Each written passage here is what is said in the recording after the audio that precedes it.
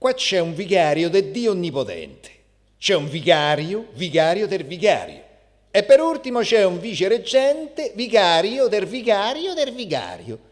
Ste distinzione qui tiatela a mente per non sbagliare vicario con vicario, che una cosa è vicario solamente, altra cosa è vicario de vicario. Così il primo comanda sul secondo, e il secondo sul terzo, e tutti poi comandano su tutto il mappamondo.